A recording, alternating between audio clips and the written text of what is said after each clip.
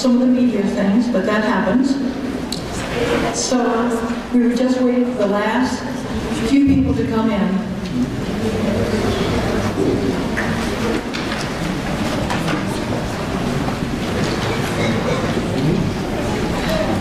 Hi, I'm Elizabeth Berg, and I'd just like to thank all of you for coming out tonight in this windy weather that almost blew me away as I came in the door. So thank you so much. We're here because education is a topic that affects everyone. Whether you're a parent, a grandparent, teacher, or citizen, educating me and you, the public, is extremely important.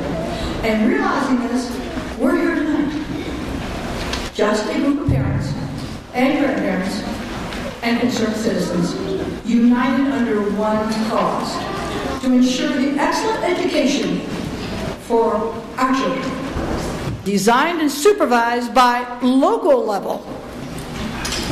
So, thank you everyone for coming. I just didn't imagine that we were going to have this many. We didn't know whether we were going to have 10 people or 100. We were clueless, and I'm so sorry we didn't have enough package for everybody.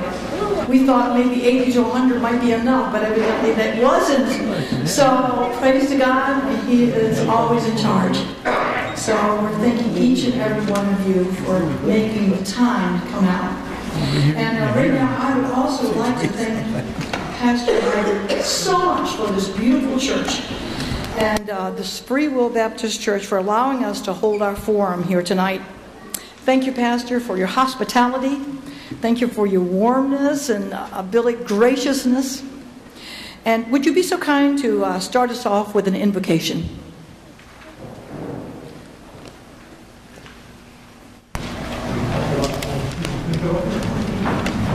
Thank you for being here, and it's great to be here because I just left a tent fundraiser, and it is blowing out there. So I looked over at Harry Brown, Senator Brown, and I said, I'm going to a Common Core meeting. He looked at me.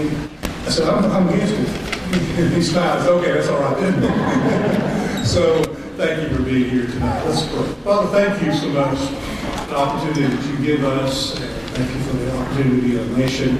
We can make some decisions. We have a responsibility to teach and train our younger people, and that's a God-given responsibility. It's a biblical mandate.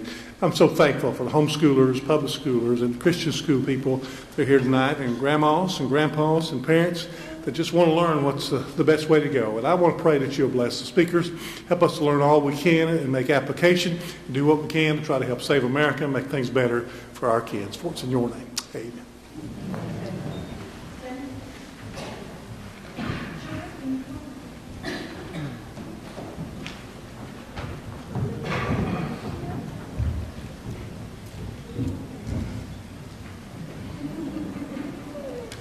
Everyone, please stand to the pledge of allegiance.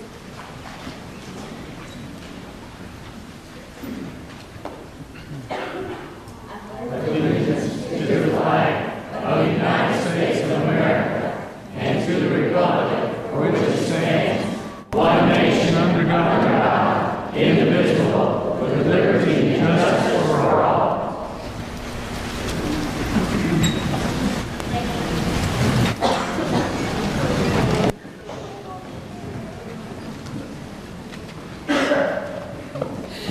That was our children. They were homeschoolers, public school, private school. It doesn't make any difference. Those are our children, and that's why we're here.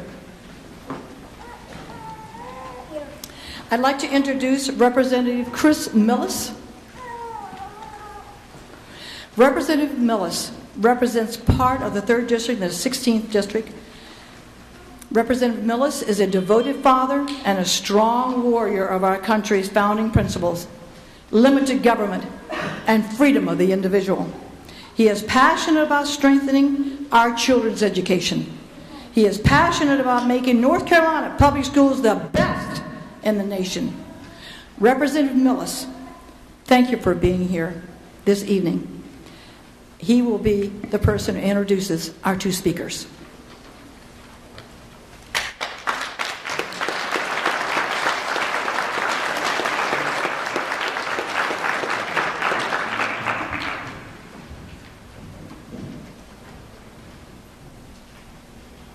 Thank you all for taking the time out of your busy schedules and away from your families and your loved ones to be here tonight to be informed. I also want to thank the organizers of this event. It is so important that we come together to ask questions and to make sure that we as a citizenry have an effective understanding of what our state government as well as our federal government's doing. Also, I want to thank the panelists here today, and I want to introduce both of them to you and make some very brief introductory remarks about these two individuals. With us tonight, we have Jane Robbins as well as Lindalyn Kakadelis. Jane is an attorney and a senior fellow with the American Principles Project in Washington, D.C. In that position, she has crafted federal and state legislation designed to restore the constitutional autonomy of states in parents and education policy, and to protect the rights of religious freedom and conscience. Her essays on these topics have been published in various print and online media. With Emmett McGrody, she co-authored the APP/Pioneer Institute report titled Controlling Education from the Top, Why Common Core is Bad for America. She has written numerous articles about the problems with Common Core and has testified about the issue before the legislators of 7 states. She is a graduate of Clemson University and the Harvard Law School. Let me allow you to introduce Lindalyn Kakadelis. In 2013, Mrs. Kakadelis served as the director of the North Carolina Education Alliance, a resource network providing North Carolinians with comprehensive data on topics affecting K-12 education. Dedicated to strengthening our state's educational system, the Alliance identifies and publicizes innovative and effective solutions to North Carolina's education problems. Ms. Kakadelis also serves as a commission member of the North Carolina Teaching Fellows Program. Before coming to the Alliance, Ms. Kakadelis served as the director of the Children's Scholarship Fund, CSF, of Charlotte for more than 2 years. CFS is a privately funded charity providing tuition assistance to lower-income students and gives disadvantaged families the freedom to choose the best school for their child. Ms. Kakadelis also served 2 terms on the Charlotte-Mecklenburg Board of Education. First elected in 1995, she worked on the legislative and curriculum committees and chaired the policy committee. One of Mrs. Kakadelis' key achievements as a CMS board member was her involvement in the implementation of an urban public school choice plan benefiting more than 100,000 students. And Ms. Kakadelis also served as a founding member of the Queen's Grant Charter School in Charlotte. She began her career in education as an elementary school teacher. She's been an active PTA member and a PTA legislative chairperson when her children were in school. She's a frequent guest on talk radio, and she often speaks at public policy forums and gatherings such as this. Thank you so much for your time again. Thank you so much for being here. And I greatly appreciate the opportunity to represent the citizens of Pender as well as Western Onslow County in the State House. Thank you.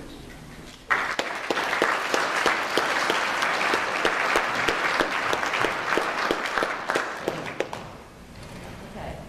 Can y'all hear me? Is this on? Is it on? Okay. Supposedly it's on. Can y'all hear me?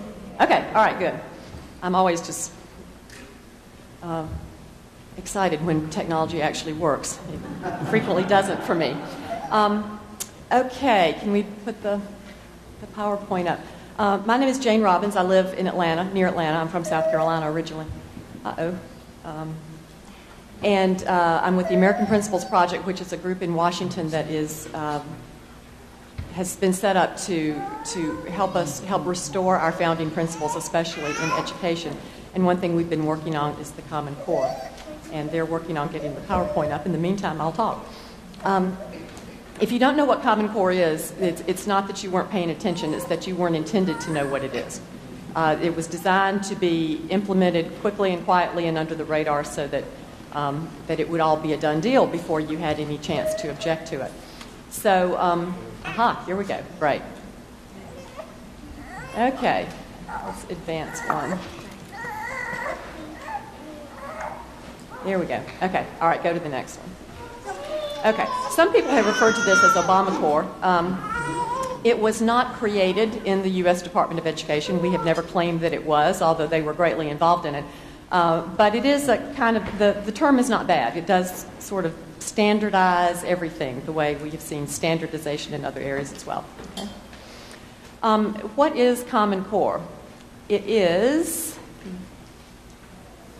a set of K-12 school standards in English language arts and math. The idea is that these two subjects would be taught pretty much the same way throughout the country for various reasons. Okay? The important thing to remember about Common Core is that this is not new. This isn't something that was just come up with in the last few years. This is something that's been going on for decades. And people, progressive education reformers in Washington have wanted for decades to have a national curriculum so they can control everybody's education. And Common Core is just the latest iteration of that.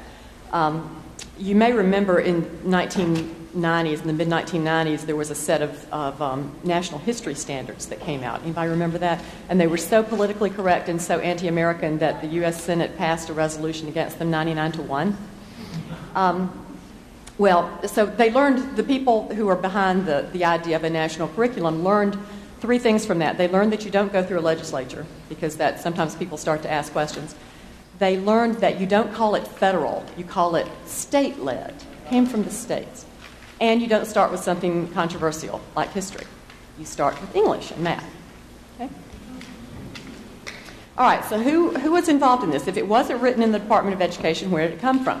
There are two trade associations in Washington, the national, two of many in Washington, the National Governors Association, the NGA, and the Council of Chief State School Officers. They are both private trade associations. The National Governors Association does not include all governors. They won't give us their membership list, so we don't know who's in and who's not. We know Nikki Haley is not in it. We know that Rick Perry is not in it, but as far as the others, we don't have any idea. But these are two groups, private groups. They have no grant of legislative authority from anybody to do anything. But they got a grant of money to do national standards, and they involved Achieve, Inc., which is a sort of offshoot of NGA, and it's a nonprofit in Washington, and they decided to write these standards. Okay? Where'd the money come from? It came primarily from the Bill and Melinda Gates Foundation. There are other foundations involved as well, but the Gates Foundation is a name that you will hear over and over again because they have spent, to date, somewhere between $250 and $300 million on propagating the standards, developing them, and marketing them, primarily on marketing. And what are they doing with all that money? Well, they're essentially buying off groups to get them on board. When you hear the Chamber of Commerce is a big fan of Common Core, look and see how much money the Chamber's affiliate, the Institute for a Competitive Workforce, has gotten from the Gates Foundation. When you see the National PTA likes Common Core, run that through the Gates website, see how much money they've gotten from the Gates Foundation. It's very difficult to find an organized proponent of Common Core that has not received money from Gates. Okay? All right. In Tennessee, one of the senators there told us that this all came through the Race to the Top program. He said they called it Race to the Trough. This is just an example. Pearson LLC is the largest educational publisher in the world. They're a British company. Their CEO, I don't know what they call it in Great Britain, is Sir Michael Barber, who's a well-known socialist. And I'm not being pejorative, that's what he is. But Pearson is poised to make billions of dollars off of this. Pearson and many other companies. Pearson helped develop the standards. It has a federal contract to help develop and implement the test. Pearson is churning out curriculum, and this is both print in textbooks and digital learning, which we'll talk about a little bit. And it has contracts with all these states to develop teacher certification exams. So Pearson's in on both ends of it. They create the standards, and then they have the contract to help write the test that will test the standards, and it just goes on and on. Okay? There are other groups, ACT, College Board. All of these groups get a lot of money from Gates, and because a lot of this will be computerized learning and computerized testing. The computer companies will do very well as well, such as Microsoft. Okay? All right, how was the federal government involved? I won't go back as far as I could because we just don't have enough time. But if you remember the infamous stimulus bill from 2009, it created a $4.35 billion earmark to the Department of Education, where they could essentially do what they wanted to with it, although they were given some direction. They used it to create the Race to the Top program, which you may have heard of. The previous federal education disaster was called No Child Left Behind. So Race to the Top was designed to be the next generation of federal education disasters. Okay? The timeline is important here.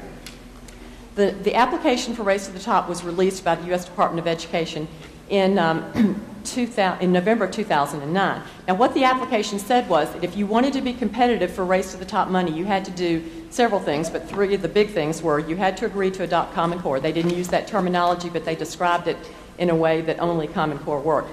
You had to agree to adopt the national test that goes with Common Core, and you had to agree to build out your student data system so that you could develop these massive student databases. So this application came out in November, and it was due in January. And these applications were hundreds of pages long. And in fact, I don't know if this happened in North Carolina. It did happen in Georgia, that the Gates Foundation was helping some states do their applications, and they helped Georgia. So now what doesn't happen between November and January in most states? The legislature doesn't sit. So you can't go to the legislature if you wanted to. They're not there. So who signed the application? Your governor and your state school superintendent did it. All right, the standard, at the time they signed the application in January, the standards were not even out yet. So they committed to adopting these standards and to going in with this national test, which still hasn't been written. So this is called pig in a poke. The final standards came out in June of 2010, and the states were given 2 months until early August to sign on, to get their state board of education to sign off on it. And in North Carolina, I was sort of amazed to look this up. Your state board did it in 2 days. June 4th is when they did it. So if you think that they compared your standards to the Common Core standards and figured it all out and said, oh no, this is much better and the ramifications are all fine in 2 days. Okay, go ahead. The legislature was not involved. It was cut out of the process. Okay? All right, another way the federal government is involved is that they tied waivers from No Child Left Behind. As I said, that was a disaster, so they decided to give states waivers, sort of like waivers from Obamacare, right? And they originally said to get a waiver, you have to adopt Common Core. They backed off of that a little bit for political reasons, but clearly most states, it's a way to cement it. Even the states that didn't get Race to the Top money, if they have a No Child Left Behind waiver, they're afraid to get rid of Common Core because they're afraid they're going to lose their waiver. Okay. All right. Excuse me, I know whenever I cough, I blow your ears out. There are two, I said they had to adopt the national tests that go with Common Core as well. There are two consortia of states that are doing the test. One is called Smarter Balanced Assessment Consortium. The other is called PARC. They received $360 million from the federal government to develop these tests. That is illegal as well. There's a federal statute that prohibits the federal government from being involved in testing, but they did it anyway. Smarter Balanced is the one that North Carolina is in. And you'll be happy to know that of the two, Smarter Balanced and PARC, Smarter Balanced is the Weird Wacko Left Wing Consortium. So their Weird Wacko Left Wing test is going to be what your children are taking. Smarter Balanced is run pretty much by a woman named Lindalyn Hammond, who is a radical education professor at Stanford University, who was Bill Ayers' choice to be Secretary of Education when the Obama administration first came in. She didn't get that job, but she went to Smarter Balanced.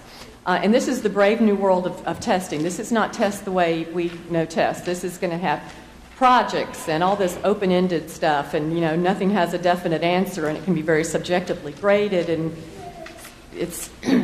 you're going to be paying a lot of money for it. Okay. All right. One thing that the Common Core proponents will tell you over and over again is that these are just standards. Relax. These are just standards. It's not the curriculum. You control the curriculum. If you like your curriculum, you can keep it. When the Department of Education put out the application, it said some of the major benefits of common standards will be the coordination of information that could inform the development and implementation of curriculum. They're saying they are going to be developing curriculum. The Smarter Balanced Testing Consortium is developing curriculum models with federal money illegally. And there's a report from former U.S. Department of Education officials who wrote a report called The Road to a National Curriculum. And they laid out step by step how this is going to inevitably result in a national curriculum, because The point of standards is to drive curriculum. So eventually, yeah, you'll control your curriculum in that you can choose this Common Core aligned textbook over that Common Core aligned textbook, but they'll both be Common Core aligned textbooks. Okay? Is this legal? No. The U.S. Constitution, as I'm sure everyone in this room knows, does not give any authority to the federal government for education. None whatsoever.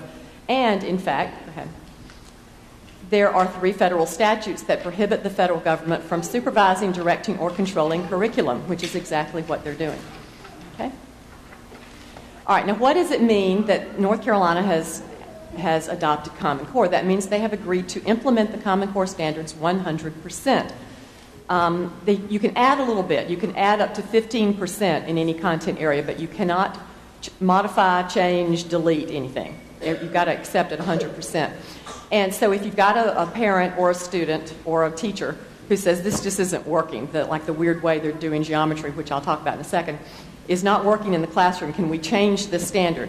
There will be no one to call. You can't talk to your principal or your local school superintendent or your state school superintendent or your representative or your governor, because no one in North Carolina will have the authority to change it. You will have to go back to this whole group of states and the people who own the standards, because NGA and CCSSO own and copyright the standards.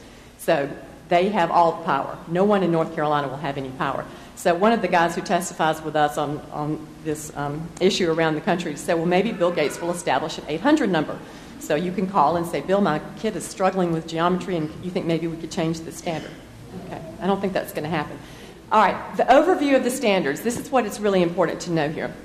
The standards are not designed to make sure that children get academic knowledge. That's not considered important.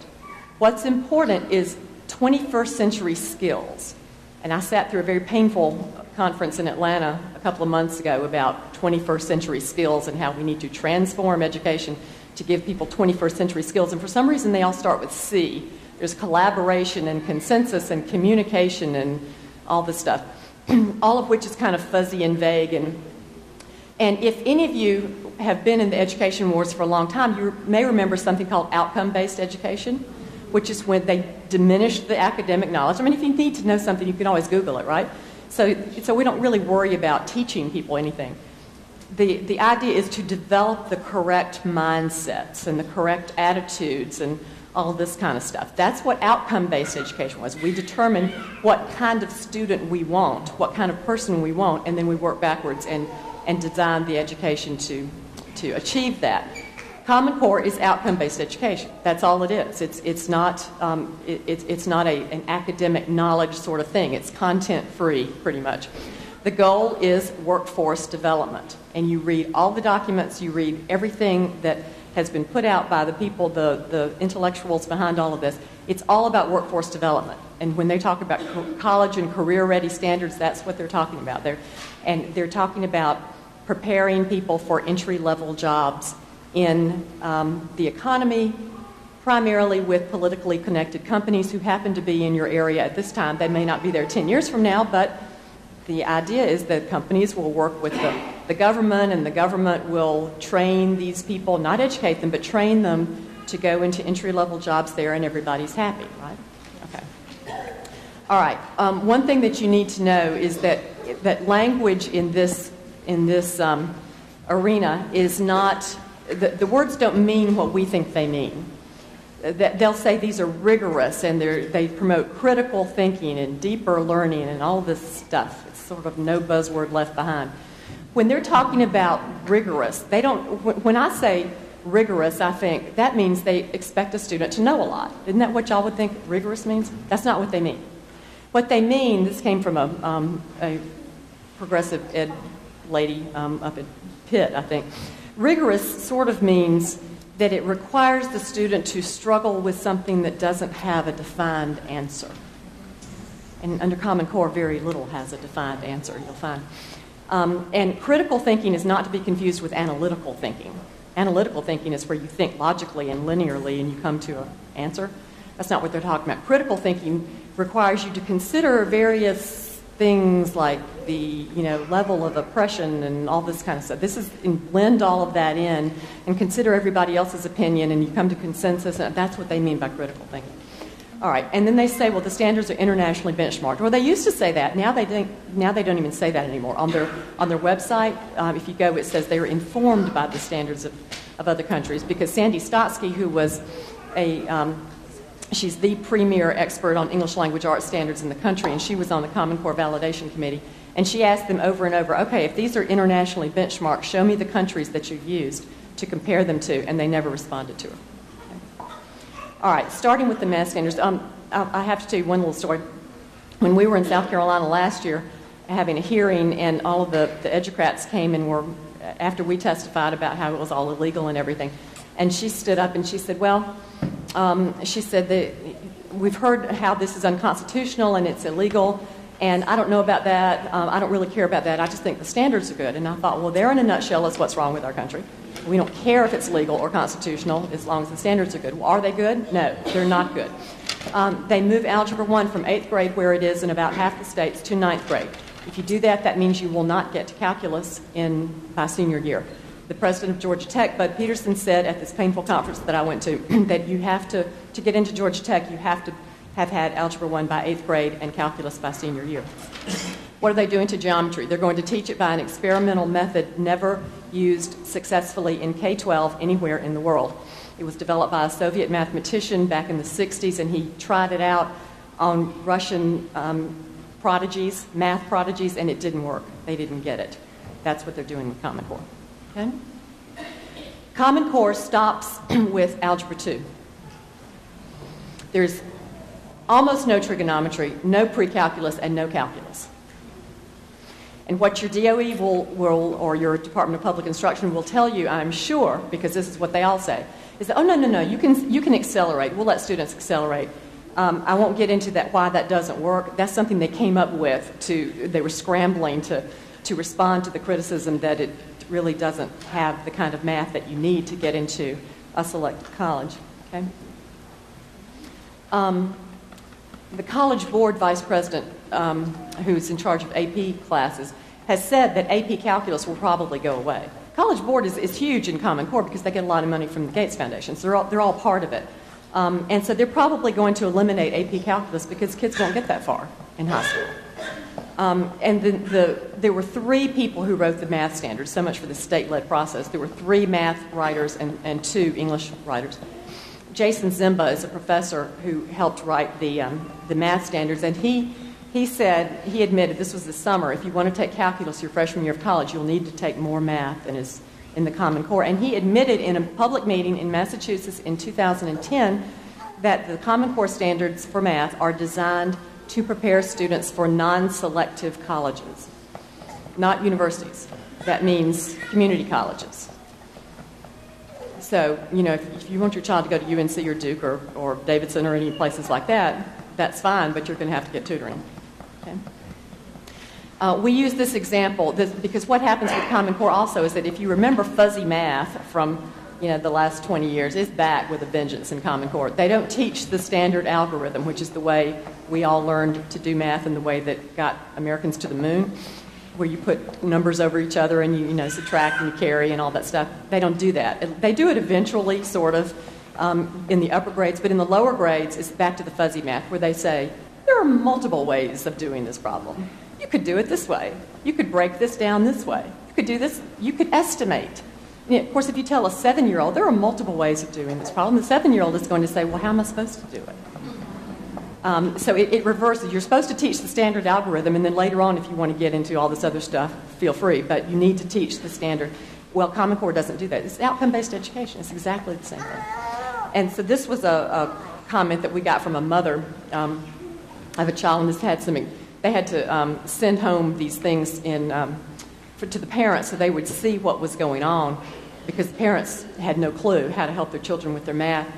And this mother, when she was told, well, this is deeper conceptual understanding, that's another buzzword. The children have to learn deeper conceptual understanding, which is why they can't just learn the standard algorithm. And because if you're going to have 21st century skills, you've got to know this. And her mother said, I'm a CPA, and I don't know how to do this, but I'm doing quite well. Why does my daughter have to know? But anyway, okay? This is Dr. Stotsky, who refused to sign off on the standards on the validation committee because she thought they were so awful. She said they are empty skill sets that won't prepare students for authentic college coursework. And this goes back to the fact that, especially in English, it's hard to make math content free, but they made English content free. There's very little that you actually have to know.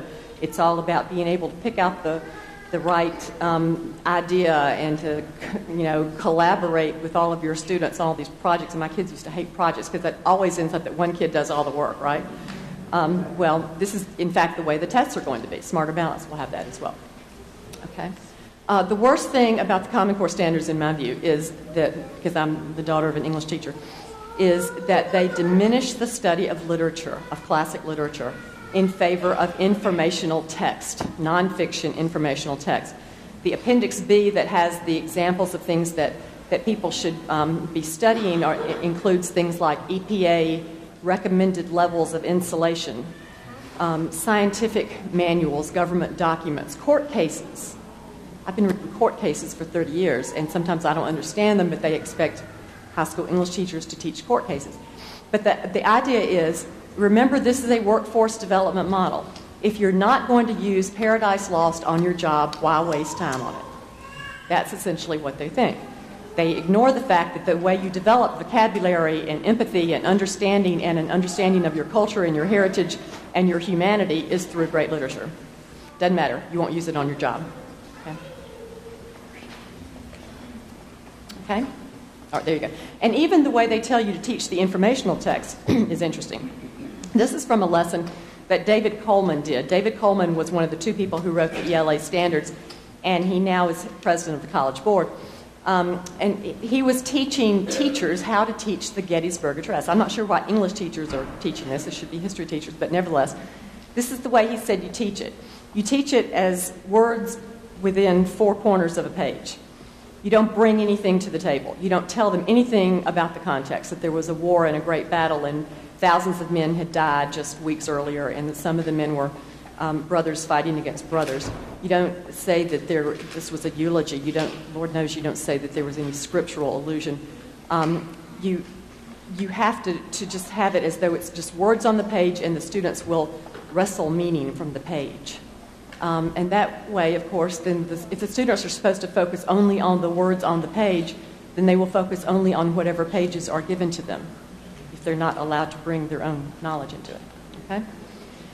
But if it's good enough for a job, an entry-level job in the economic machine, it is good enough. Okay? All right, now let's talk about the data for just a minute, because this is an issue that people get upset about, rightly so. The stimulus bill and Race to the Top required states to agree. By the way, North Carolina got $400 million in Race to the Top money, which I guess is the same way they did in Georgia, $100 million a year, right? It's over 4 years. So $100 million a year sounds like a lot, but it's not. So your state board of education sold the children pretty cheaply, actually.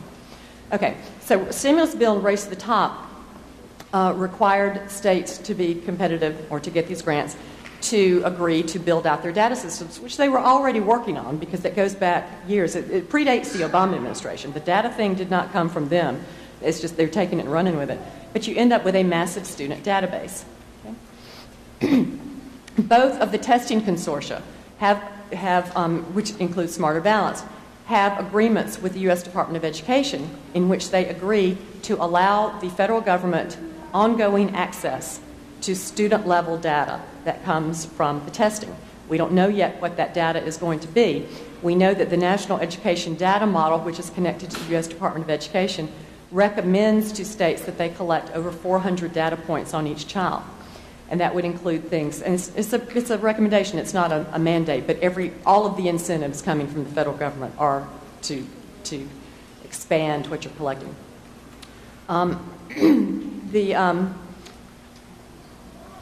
So anyway, the things that were in the 400 data points would be things like healthcare history, family income range, religious affiliation, voting status, disciplinary history. So if your child had a rough 8th grade year and got suspended for a few days, that's going to be there. And then, so what happens to this data? Well, the data that the State Department of Education has or the Federal Department of Education has, they will tell you, but it's all protected by FERPA, which is the Family Educational Rights and Privacy Act. Okay, the problem with that is that as of January of 2012, the Obama administration gutted FERPA by regulation, not by going through Congress. You don't want to mess with that. It takes too long. We can't wait, right? And so they went through regulation, and they changed FERPA, and I won't get into all the weeds of that, but essentially any state agency or the federal government can take personally identifiable student data that they have, however they have it, and they can share it with literally anyone in the world, as long as they use the right language to justify the sharing. It has to be, they have to just designate someone as an authorized representative to get this data. And the parents will not have a right to object to it because they will not even know that it has happened. And the Data Quality Campaign works with the federal government to come up with all these sort of standardized ways that all these states are supposed to be doing their data. And they say it's time for us to kind of get over this idea of all this privacy stuff. You know, we need to take this data and run with it. We could do great things with this data. It's a progressive's dream to have data. There's tons and tons of data on everybody, so that they'll know everything there is to know about a student, and they can, you know, you can kind of track kids and you can see where they go, and you can start out when they're pre-K, or if you're in Oregon, when prenatal, which is literally they're talking about doing that. And Arnie Duncan has said, the Secretary of Education has said that we want to be able to track Johnny from preschool up through the workforce, so that we can know what education programs he took and what he did with it and how he did and all of this stuff. If you're going to know all that stuff, you've got to know everything there is to know about Johnny, and you have to know it about Johnny, not about some aggregate group of kids. But the Data Quality Campaign says we just have to get used to that. The Data Quality Campaign is financed by the Gates Foundation. Okay. There's a federal statute that prohibits the Federal Department of Education from maintaining a national student database. So the way they're getting around that is through all of these programs and these grants. They're getting the states to build the databases. They all have to be identical. They have to be all built according to these 12 elements.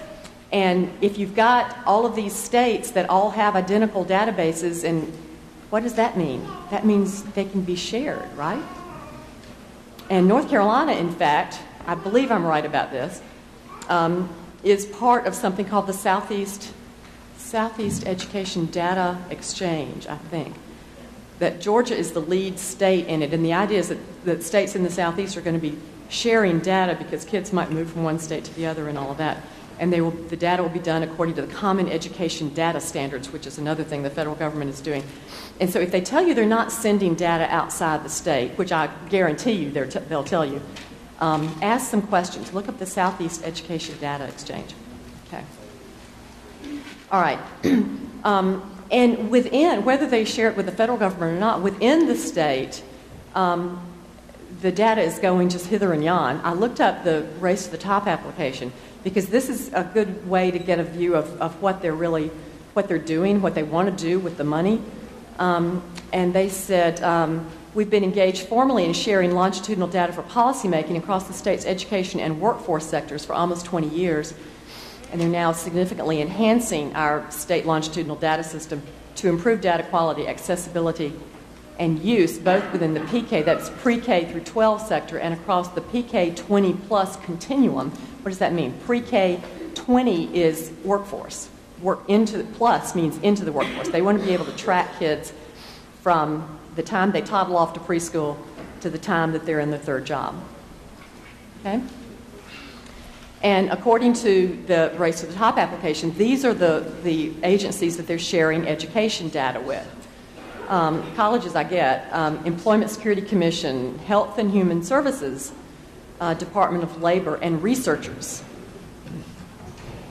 The plans are in the works to share with the Department of Juvenile Justice. The idea is that you have this 360-degree view of the child. You can share, and so what they will tell you is, well, but don't worry about it because it's anonymized. We give each student a unique student identifier, so there's no name involved in that. And every time I say that to an audience that includes some people who work in information technology, they laugh. Because with data matching, when you've got multiple data points on each person, you can identify people just like that. So when they say it's anonymized, don't worry about it. Worry about it. Okay? All right. So where is this data stuff going? I want to mention two reports that came out of the U.S. Department of Education. This is one, if anybody watches Glenn Beck, you may have seen him talking about this one. This was February of 2013, called Promoting Grit, Tenacity, and Perseverance, Critical Factors for Success in the 21st Century. These are more 21st century skills, although these don't start with C for some reason. But they've decided that they have to develop the right mindsets. You can't just teach kids stuff, you've got to develop their mindsets. And so you've got to develop grit, tenacity, and perseverance. Okay? Well, and they tie this to the Common Core standards because they say, well, the math standards require, there's one math standard that says kids need to learn how to struggle something, and we're thinking, why struggle? Why not just teach them the algorithm? But they call it productive struggle. So anyway, so it's part of the standards. So if we've got to develop all this grit, tenacity, and perseverance, we have to be able to measure it, right? So how do you measure it? Some of the most promising new directions are educational data mining and effective computing. And what does that mean? Okay, what's effective computing? This is how they define it. Discrete emotions, particularly relevant to reactions to challenge, such as interest, frustration, anxiety, and boredom, may be measured through analysis of facial expressions, EEG brainwave patterns, skin conductance, heart rate variability, posture, and eye tracking. Okay? And, in case you're wondering what this looks like, they include on page 44 some pictures of the facial expression camera, a posture analysis seat, pressure mouse, wireless skin conductance sensor. Anybody bothered by that? Okay. Now, am I suggesting that once the Smarter Balance test goes into effect, it's not in effect yet, it hadn't been written, nobody knows what it looks like. Am I suggesting that once that happens, supposedly in 2014, 2015, that your children are going to be hooked up to these things? No, that's not what I'm saying. That's not going to happen. What I am saying is that this is the mindset, as long as we're talking about mindsets, of the people who are in charge of this. They don't see anything wrong with this.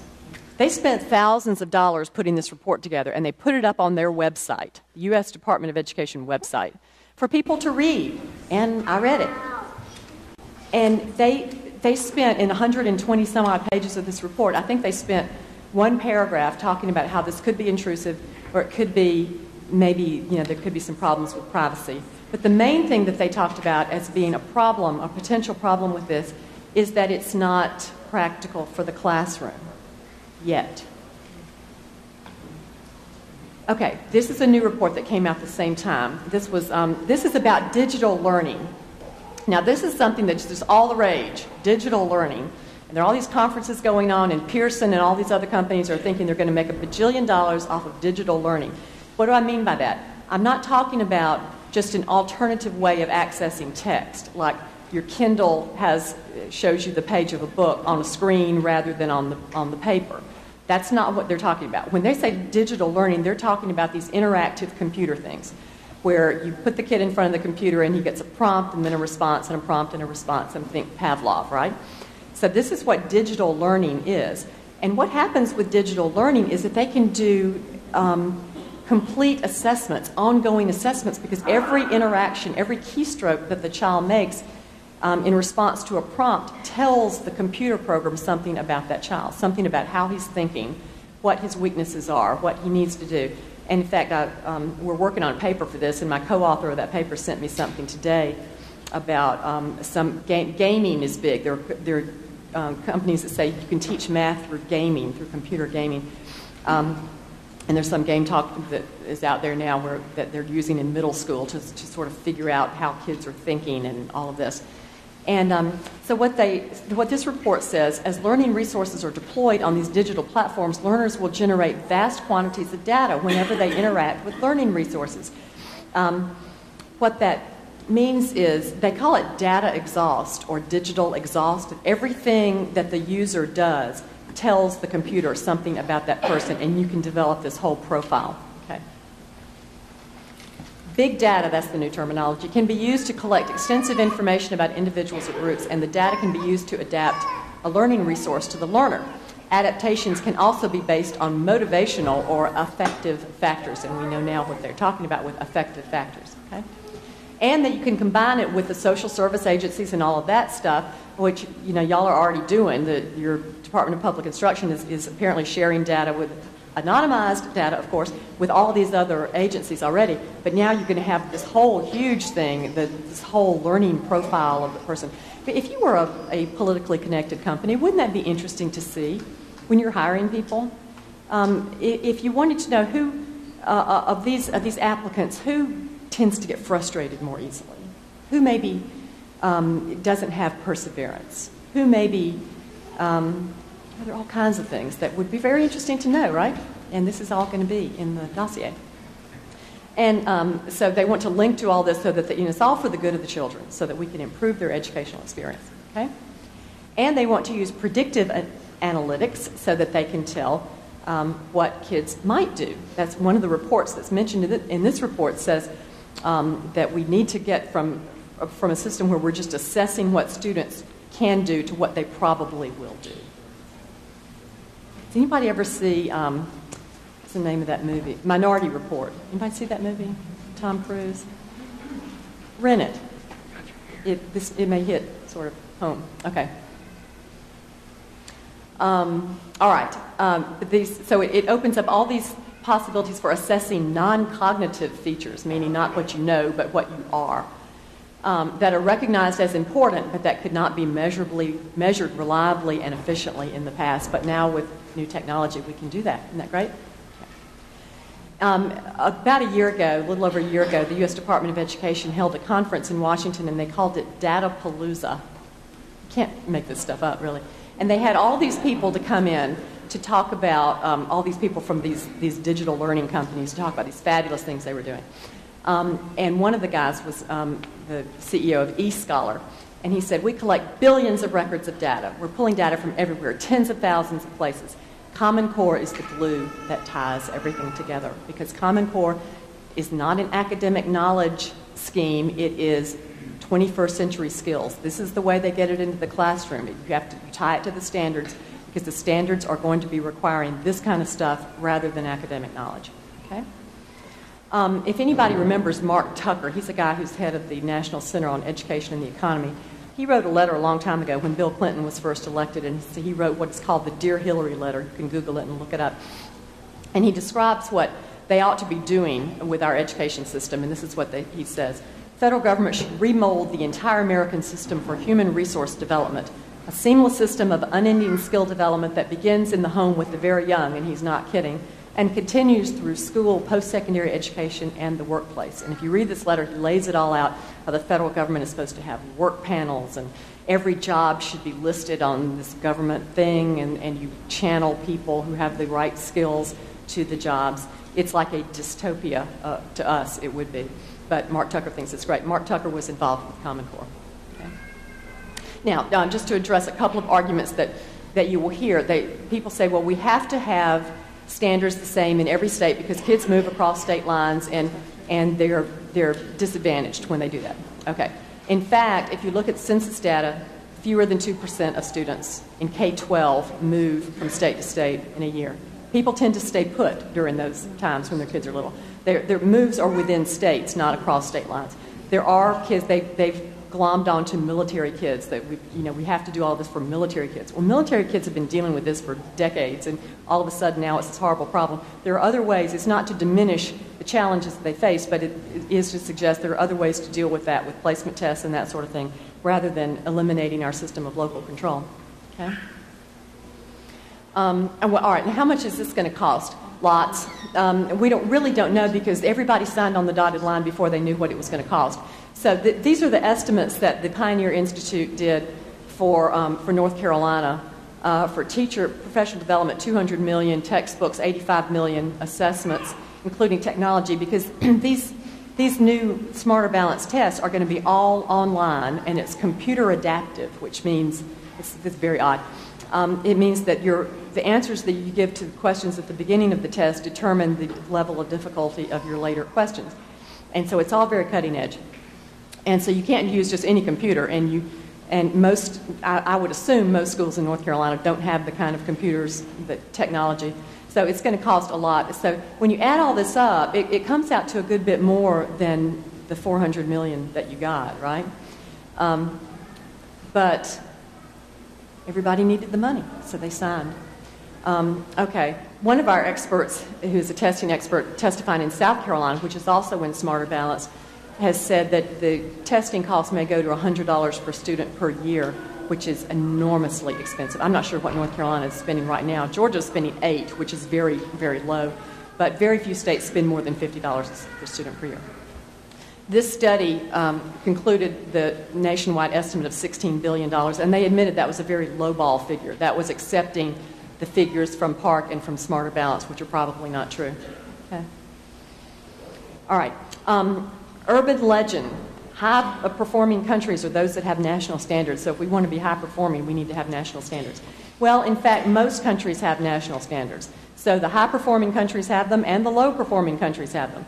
And there are countries that are less centralized than we are, such as Canada and Australia, which do better than we do in international tests. So there's no correlation between standards and national standards and doing well on international tests. In fact, Finland, which is the country everybody seems to love, has national standards. And so, okay, Finland's about the size of Colorado. It's a whole lot different to have national standards in a very small country than it is to have one in a 300 million plus people, wildly diverse country. Common Core has the potential to cancel school choice. Charter school students will have to take the Common Core test. So that means they're going to have to do a Common Core curriculum. David Coleman, who is now at the College Board, has said that he wants to align SAT to Common Core. ACT says they're going to align to Common Core. They haven't yet, and if states start pulling out, they won't, because it'll be a bad business decision. But what they want to do is to do that, and then they can suck in the homeschoolers and the private schools too, because if you want your child to go to college, then they have to be able to do well on the test. And because the test will be based on this sort of weird way of doing stuff, your child will need some exposure to that. So that's what they're doing. I consider that bullying myself. And there's a state senator in Georgia who supposedly is a Republican who's very, very pro-Common Core. And he said at the end of our debate that we had to all the parents that were there, he said, well, you know, SAT and ACT are going to align to it, so you're going to have to do it. You may not like it, but you have to do it. And I thought, well, this is America. No, I don't have to do that. We can do something about that. Start getting out of it. Now, future national standards.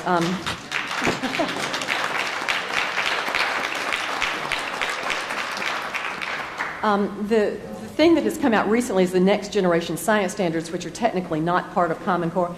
Lindalyn, do you know have y'all done anything on next generation? Okay. Some states have already adopted next generation science. If your state is considering it, I would suggest you go down there and talk to the people who are doing it, because next gen science, apparently I haven't looked at them, but people who have looked at them say that they essentially don't have any chemistry in them, because chemistry's hard. And they essentially don't have very much physics either, because physics requires a certain level of math that is not in the Common Core. So if kids aren't going to have that, then you know, what's the point? History, social studies standards are in the works right now. Again, it's not something that you've committed to do, but it's something you need to be on the lookout for when your State Board of Education, who after all spent a big 48 hours studying Common Core before they signed off on it. You might want to make sure they don't do that. There is already a national set of health and sex standards out there, not part of Common Core, but the federal government will get that in the same way they got Common Core in, which is you don't have to do it. Of course, if you want this money, or if you want this waiver, or you want whatever, you'll do it. Okay. All right, so where are we going with this?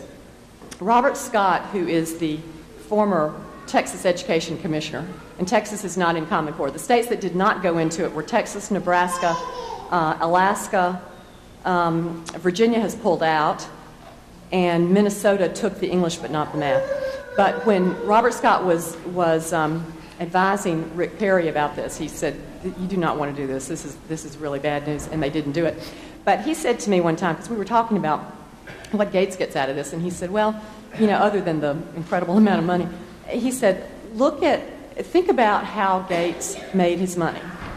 He made his money by developing an operating system that is used by everybody on the planet, and it's very efficient. So why can't we do that in education? Why can't we have a Common Core operating system? And we will impose it on every school, and every child will be trained, not educated, but trained the same way, and it will be very efficient. So much more efficient than why have these 50 states anyway? Who came up with that idea? It's very inefficient. It's the computer geek view of the world.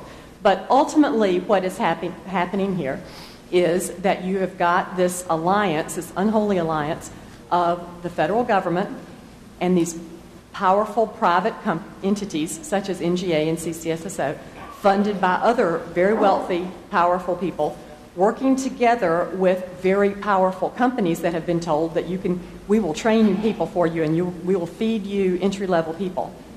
And all these people decided this is what they're going to do. And they're now doing it. Did anybody ask y'all if this was okay with you? Why are we having this discussion now? Why weren't we having this 3 months ago or 3 years ago? Because I guess it didn't fit into the 48-hour time frame. So anyway, that's where we are, and so Lindalyn is going to talk to you about more North Carolina specific. Thank you very much.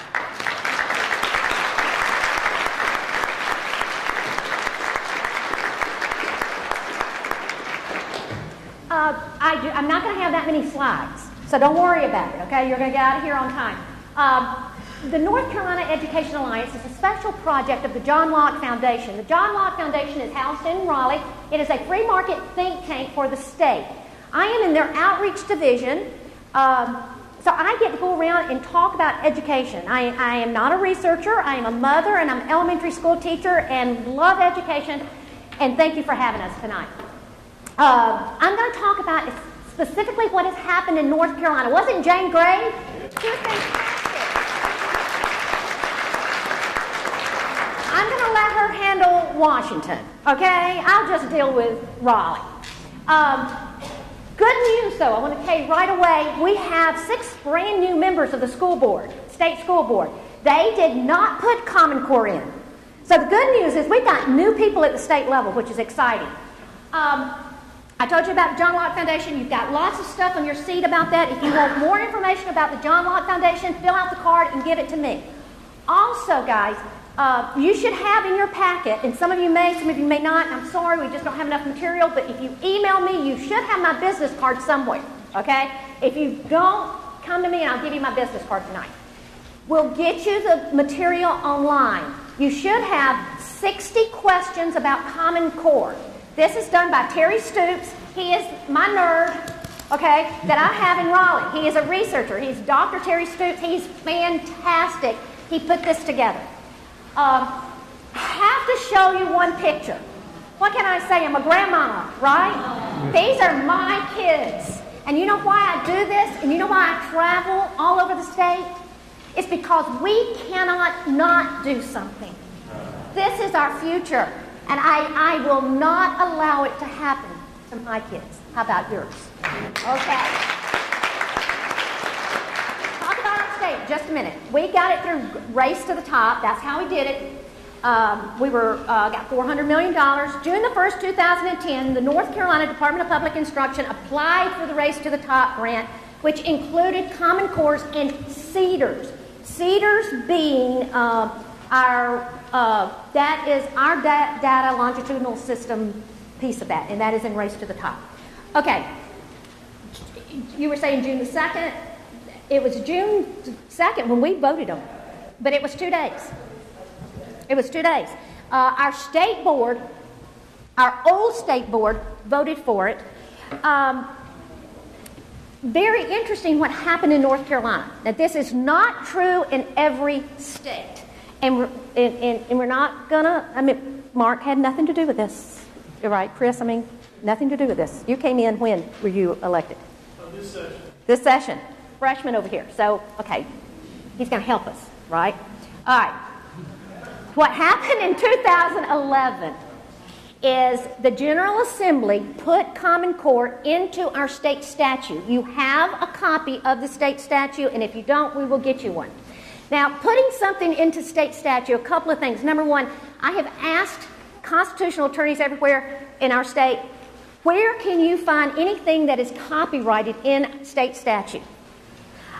I haven't read all of state statute, but I know this much. I don't know anything copyrighted in state statute. So if it's there, show it to me. They put it in state statute, something that's copyrighted. So that's a good question to ask. Why did that happen? On that sheet, I also listed the 2 bills that was used to put it into our state statute. And that's unusual. That's not in every state. Every state does not have it in their law. Now, putting it in state statutes like this, guys. And we're in a church. If somebody comes to you and says, God told me to go do such and such, and they want your opinion on it, do you know what you should say to them? God told you to do it. You just need to do it. Don't even ask me about it. I mean, God told you, you better do it. That's like state statute. It is law. Our state board of education can do nothing. Our governor can do nothing. Your local board can do nothing. Your county commissioners can do nothing. So you can go talk to your local board of education. You can talk to your superintendent. You can talk to them. They can't do anything. It is in state statute. We're going to talk about that in just a minute. All right.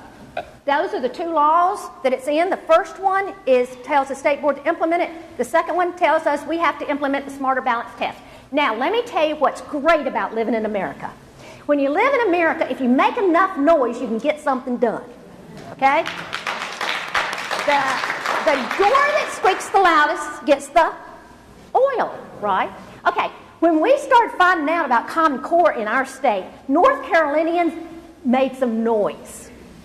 And the General Assembly didn't quite know what happened because they didn't. Jeb Bush is for this. Mike Huckabee likes this. Surely it's got to be good. Well, that's another subject for another day. Anyway, so July the 26th, 2013, this is hilarious. We have state law that says we'll use Smarter Balance test. Everybody made noise. Budget came out. They put it in the law again, but this time, guess what? Our state board of education can't buy the Smarter Balance test unless it goes to a vote to the whole General Assembly.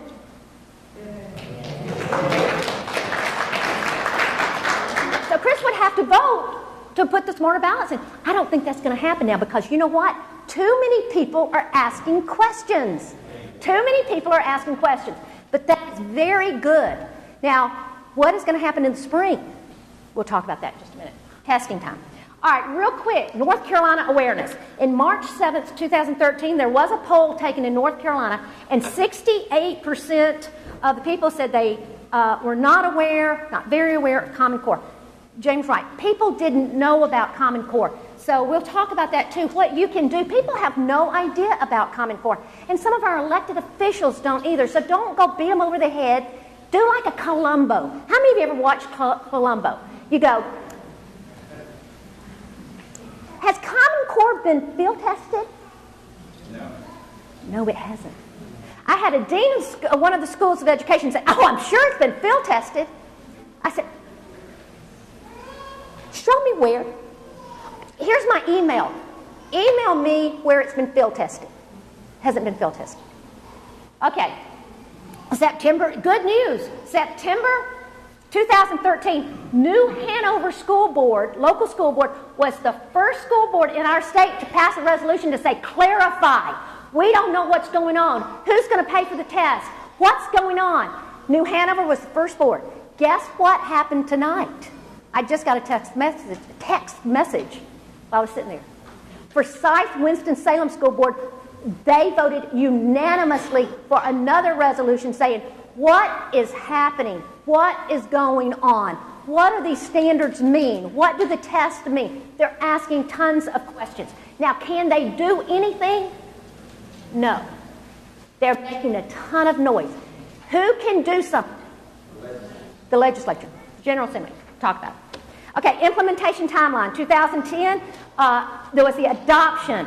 And let me just say this, because everybody needs to know this. There was not one North Carolina teacher any part of the writing or feedback committees of this. So when you hear it's state-led, it's not state-led. Okay? And you just need to say that. When somebody says, oh, it's state-led, you go, here's Columbo. What teacher was on the writing committee? In fact, there was not a K-12 teacher in the country on the writing committee. Okay. 2011 in our state, the Department of Public Instruction did summer institutes for staff development. 2012 was the second Summer Institute for Staff Development. 2012, 2013, we began implementation in the classroom of every classroom in the state of North Carolina on these standards. Oh, okay, I'm sorry. There we go. Thank you. Okay, so we've got 2 summers of staff development, and ask the teachers how they love staff development. Okay, 2012, 2013 was our first aligned test to Common Core. 2013, 2014, right now, we're in our second year of implementation. All right, I want to talk about these test scores. These tests were developed by our Department of Public Instruction. We have been developing our own tests since 1995 when ABCs came about. I'm not going to spend the time going into that tonight. That's another, invite me back and I'll talk about the testing piece. But they developed new tests to test for alignment to Common Core, new rigorous higher level thinking standards, right? Okay. Grade 3 through 8, reading and math composite. Can y'all see that? 68% of our children failed. Now let's take it another place there. Let's look at our black males. 87.5% failed. Now, let's talk about Onslow County. Onslow County, 70.9% of your children in this county, according to this test, failed. Now let's take 100 kids. I want you to visualize with me. Visualize with me 100 children on this stage right here. We had some tonight. Let's take 100 of them. Okay, guess what? If there were black males, 82 of them up here are failing. They're failing. Now we ought to be outraged with whatever race. We ought to be outraged. I don't care what race. But you know what? We have seen gaps with black males way too long. And I don't know about you guys, I'm mad. I'm mad. All right. Now, there's only 2 things about this test that can be true. 2 things about this test. Number 1, the test and the standards are flawed. They're flawed. And I've asked local board members around this state, and I said, do you believe the results of this are true and accurate? And if they are, what are we doing with our teachers? Okay, they're either flawed, or folks, what's true? They're right. Now, if they're right, I'm going to say something strong. I'm going to say it right now, and I mean every word of it. And if she was standing right here, I'd say it to her. Our state school superintendent, her name is June Atkinson. June Atkinson has been on the state board, and I like June. Nice person. Very nice person. Probably many of you voted for her. I don't know. Very nice person. My mother used to say an idiom like this: sugar would melt in her mouth. Okay? June Atkinson has been our state school superintendent for 9 years. She has worked for the Department of Public Instruction for 28 years. If these test results are reliable, she should resign. She should resign today. And half of the Department of Public Instruction in Raleigh should resign if they're accurate. Now, you can't have it both ways, June Atkinson. You can't say to me, oh, well, don't worry, we've just raised the standards. Oh, by the way, we raised the standards in 2007, and we raised the standards in 2005, and we had a drop in, because anytime you raise standards, you have a drop. Well, what we did back then is we raised the cut scores. We did not change standards and tests and everything. And back then, if you want to get very, very specific, in 2005, we dropped 18.4% percentage points. We raised the standards. In 2007, we dropped 13.2%. What was the drop we saw this time? 35 percentage points. Something is wrong somewhere. Okay. Current situation. Governor, he's concerned about the testing. We're doing too much testing. But he supports the Common Core theory. He has an education advisor called Eric Gucan. Eric Gucan is telling the governor these are good standards. They're tougher than what we had in North Carolina before. And you know what, folks? I was on the school board in 1995, and I used to harp every year that our standards in North Carolina were low. And they were low. They didn't expect much from kids. We used to take an Iowa achievement test in North Carolina in 95. We haven't done that since 95. The truth is, I don't know where our kids rate with the rest of the nation. I don't know. I really don't know. Our state needs to go back to a nationally normed achievement test. Homeschoolers. How many homeschoolers do we have in here? Okay, y'all know when I mention an Iowa, you know what I'm talking about. Our state needs to let every student in the state take an Iowa, and then we can get a handle on where we are, or what percentile we're in. Okay, that's another talk. Going to have me out here. We have to have the grandmothers come again. Okay. Lieutenant Governor Forrest has made several YouTubes. He is extremely concerned. Lieutenant Governor sits on the state board. He is very concerned about these standards. He's asked tons of questions about the cost of them. He's asked tons of questions about where they come from. And he has been very vocal about this. He also knows there's nothing anybody can do until it gets changed out of our state statute. The General Assembly Study Committee, because North Carolinians made noise during the last session, we now have a study committee. What is on your chair, and if you don't have it, we can get you a copy. What is on your chair is where Common Core is in our state statute, and it also lists the 7 senators and 7 House members that are on a study committee. They are going to be reporting back to the General Assembly this spring and giving recommendations. My suggestion is Common Core has tried to co-opt the phrase college and career ready. They tried to co-opt it. That doesn't mean that, though. But I do think we ought to have standards that, the kids are ready to go to college when they get out. Right? So all we need to do, if you want to make it really easy in state statute, you just take a little pen and you strike out Common Core and you put in college and career ready standards. It's not hard to do. But we have a General Assembly Study Committee. Okay, real quick, teachers' plight. I'm going to tell you about our teachers. You guys need to realize where they're at. Number one, not one North Carolina teacher was on the writing or feedback committee. It was dumped on them. The K-12 standards were dumped at one time. Now, what that means is, instead of and they tried to do this so quick, and if they're such great standards, why didn't we start in kindergarten and go a year every year, right? That would make sense. That would make sense. No, we have dumped K-12, boom, right on them. And in the standards, there's some things that have been moved from 3rd, 4th, and 5th grade down to 1st grade, down to 2nd grade. So guess what happens? There's gaps. So our teachers are trying to figure out where the gaps are, because the truth of the matter is, I don't care what standard you have, folks. Somebody told me this, and it's true, if you've ever taught kids. If you're not teaching a child on their instructional level, Bill, you are teaching them on their frustrational levels.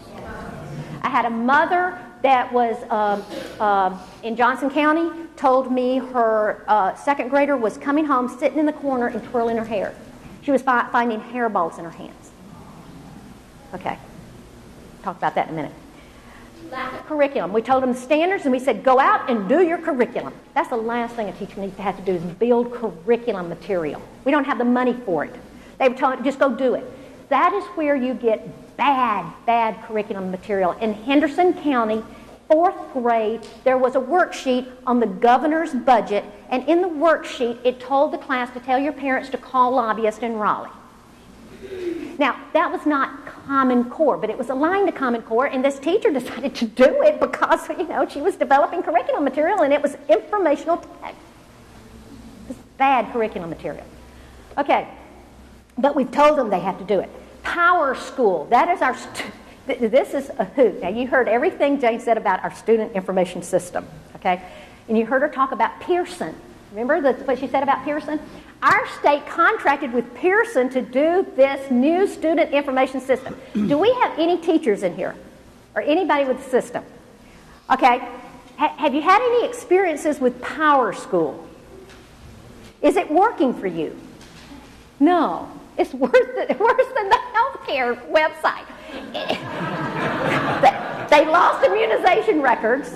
Winston-Salem could not even do their bus schedule on it. One high school teacher this week said, I told my principal they could fire me, but I'm using paper and pencil.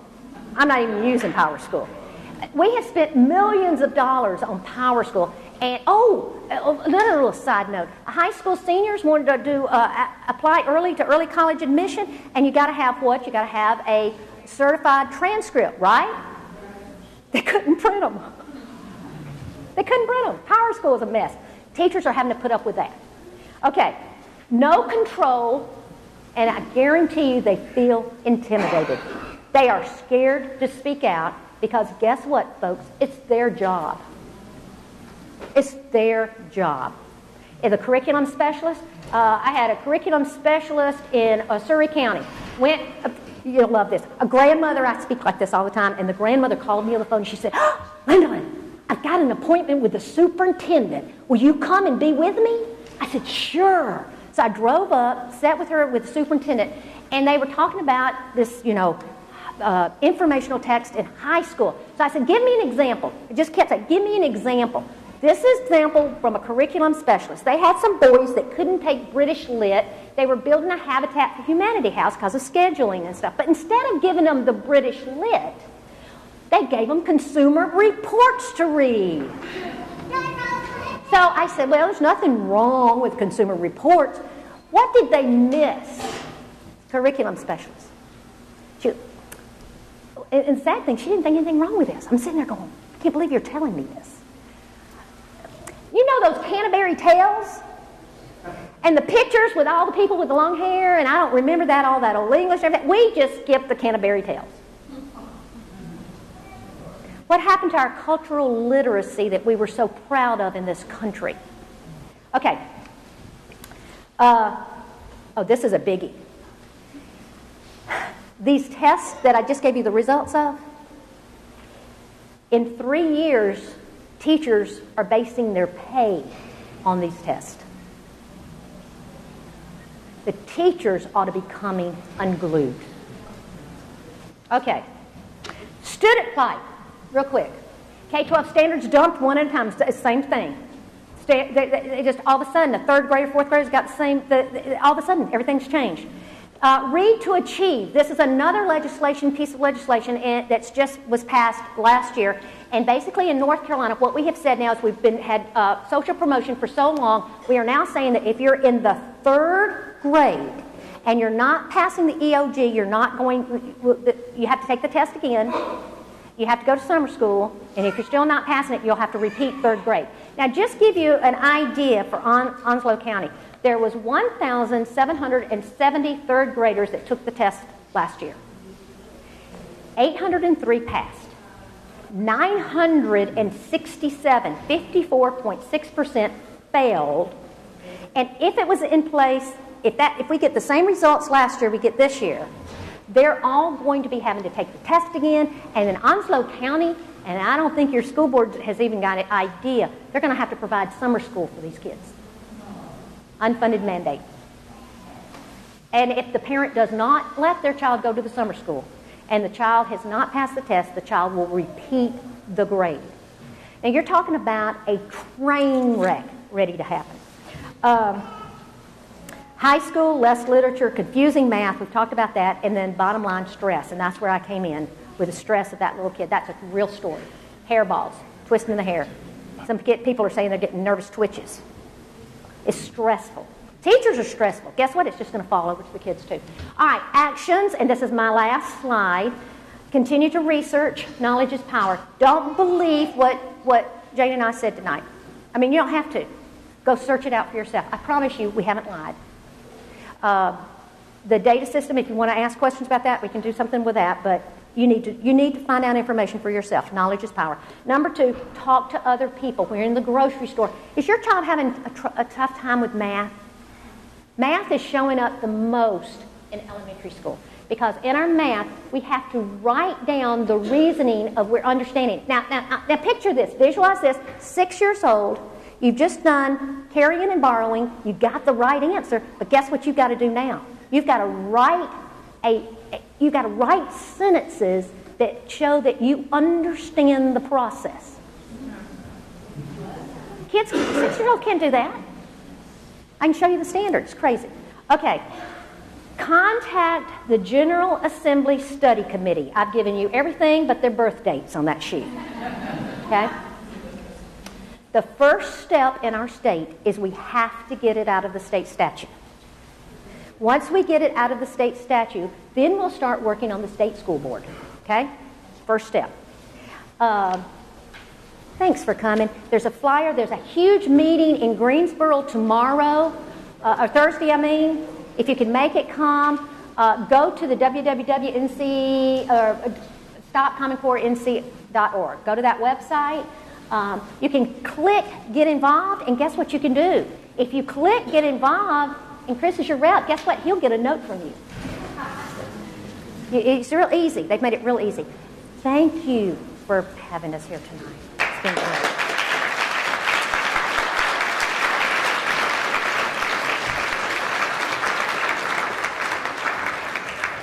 I don't know about you, but I'm sort of brain dead. Information. And I know so many of you all heard that, and yet you're trying to retain all this. And right now, what we want to do is let you ask questions. So we'd like to have Jane and Lindalyn. Please give them a big hand. I mean, that was awesome. Thank you.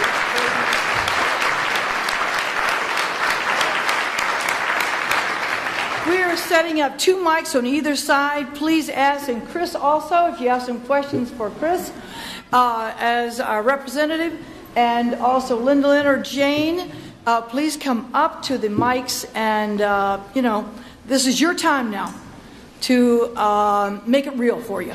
Yes. I kick this off. Okay, I saw a lot of people in here that were homeschoolers. Let me ask this question. I've heard rumors that they're going to have the Common Core forced into the homeschools programs. You'll have to teach it in your homes. And I've also heard that it's going to be within a 4-year time frame. Is there any support for that? Well, is this on? The way that they're going to try to rope in the homeschoolers is through the college entrance test. Plus, with homeschoolers, as y'all know, frequently people will move in and out of the schools. You'll homeschool for the first 6 years, and then you go into public school. So they're going to be telling you, well, you really need to do Common Core at home because when your child goes to public school, then they'll be behind or they'll be, on a different plane if you don't do it. So there's no way that they can force homeschoolers to do it as, legally, but they can certainly make it that way through the testing that you feel bullied into it, essentially. A couple questions. She explained to us what we need to do on the state level, but from a national level, you said there's only 5 states right now that are not participating? 4. Yes, how many need to pull out, or how many need to for this to kind of fall apart? I think right now, Indiana has paused. They stopped it pending a study, which they're doing this summer, and things are looking pretty good there. Michigan defunded it until they pull out. I think as soon as a couple of states pull out, I think that's going to break the logjam. And I think that they will. It's not that we've got to talk 40 states into pulling out. I think that it will just fall apart. If y'all remember Bill Clinton's Goals 2000 thing that happened back then, that was national standards too, and they had 48 states signed up. Well, it fell apart because it just didn't work. So I don't think we need to get a lot of states out before it starts to But we collapse. have to keep the pressure on. Okay? Because I've had some of my education buddies go, it's going to fall apart, don't worry about it. No, I'm worried about it. Yeah. And let them know you're not going away. Yes. That they can't just ignore you and hope that it'll just die down.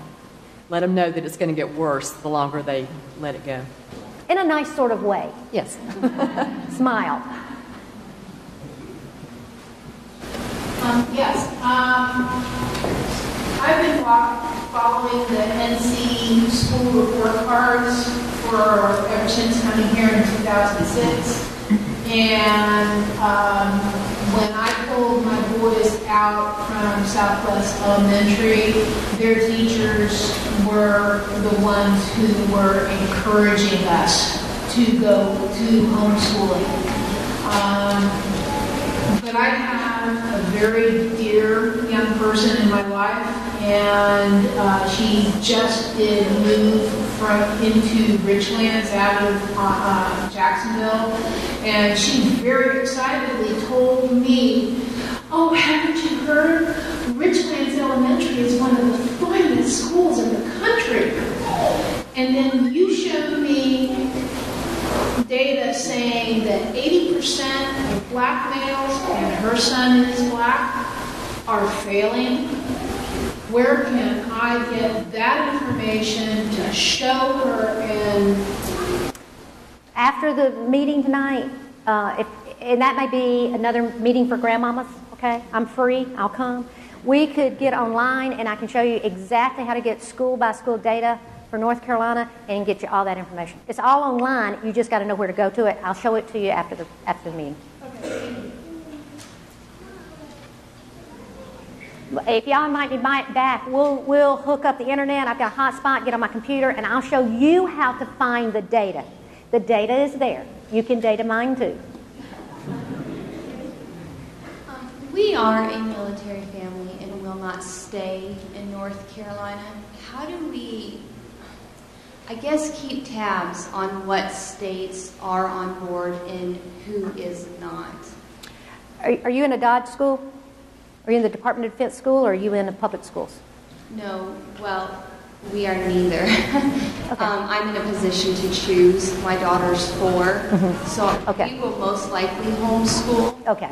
But I don't want to teach this in the homeschooling, and I don't want my kids to get it in public school, you know. But I want to know who is leaning towards it and who's not, so it can be avoided by all means. Yeah. You know? Yeah. Or if I mean, you know, if you can rally people to put pressure, then, you know, how do you do that, and in what states need the most pressure? Well, go to, there's a website called truthinamericaneducation.com, and it's a good national website that kind of will give you an overview, and you can see what's going on in different states. We counted up the other day, 28 states have strong efforts to push back, to try to get out of Common Core. And there are some states that are just going to be real bad. Those that have completely Democratic legislatures and Democratic governor, you don't have any shot of it. But there are other things going on. But anyway, go to truthinamericaneducation.com. Okay, and then my other question was, they're talking about taking out chemistry and physics and all of those math classes.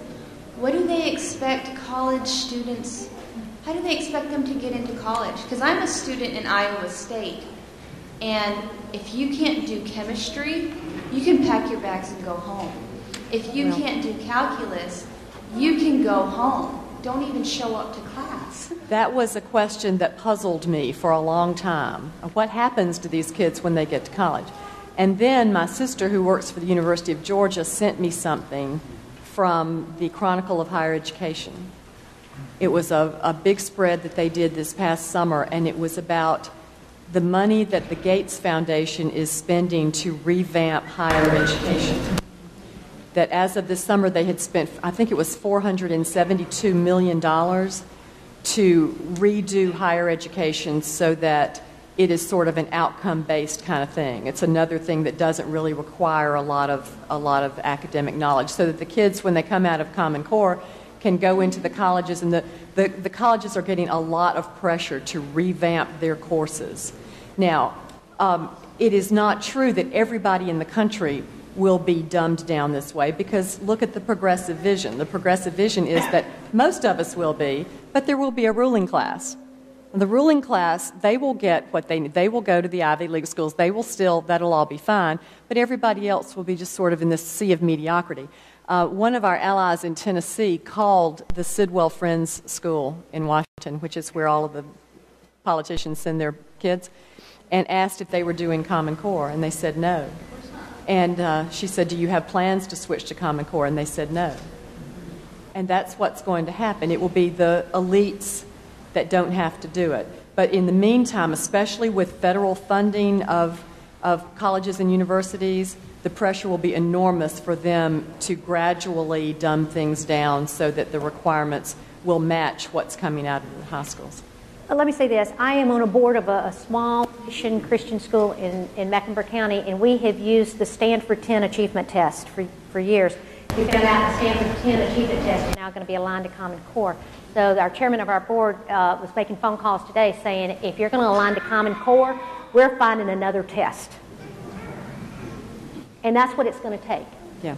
It's going to take people saying, if you're going to do that, that's fine, we're going to do something else. And America has always, even this healthcare debacle, we don't know what's going to happen, but America, the free market, something's going to happen. And so it may just require going off the grid. It may go off the grid. But one other question though, what happens when we dumb everything down and now we have dumb dumb we have dumb lawyers, we have dumb bankers, dumb teachers. No, we have the homeschoolers. We have the homeschoolers.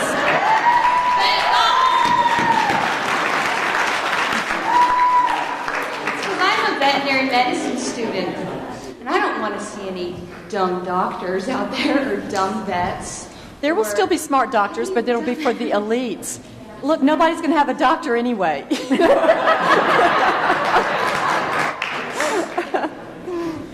My nephew's a doctor. I'll have one. My son's a medical specialist. Yeah. Okay. Yes. Is there any truth in this new provision of forced home inspection? If you are a parent or the other parent of active duty or a veteran that may already been employed, or if you homeschool particularly, or if you are a parent 21 and under, to determine the child welfare and social and emotional state and its education? That was a new thing that came up in North Carolina. That's North Carolina specific. And my understanding is, yes, they're going to be doing some home visits. They may not do everybody. They're just going to spot check. And one of the reasons why that happened was the horrible case that was in the Winston-Salem area. Y'all remember hearing about that? Okay, it was a child that had been lost for 2 years. And the parents, and it was on, who's that psychologist on TV with Oprah? The Dr. Phil. Dr. Phil interviewed them. I don't know if you saw the TV show. Dr. Phil interviewed them. They were from Winston-Salem. They're saying, oh, we don't know what happened. She went with her a lady that we thought was going to take care of her like her grandmother, and now they got, anyway, nobody knows what happened to this kid. Bad situation. And Phil asked the question, well, where was they enrolled in school? Why didn't somebody in school, know that they were gone? And they said, oh, well, we homeschool. So that's been in the provision for a long time. I don't think you'll have much to worry about because the Homeschool Association here in North Carolina is watching it like a hawk. But, it's something you need to watch. But North Carolina's been very good to homeschoolers. And part of the reason is you guys are in the Department of Administration and you're not in the Department of Public Instruction. You want to stay there. Yeah. We have a division of non-public education. Oh. You kind of spoke to this a little while ago.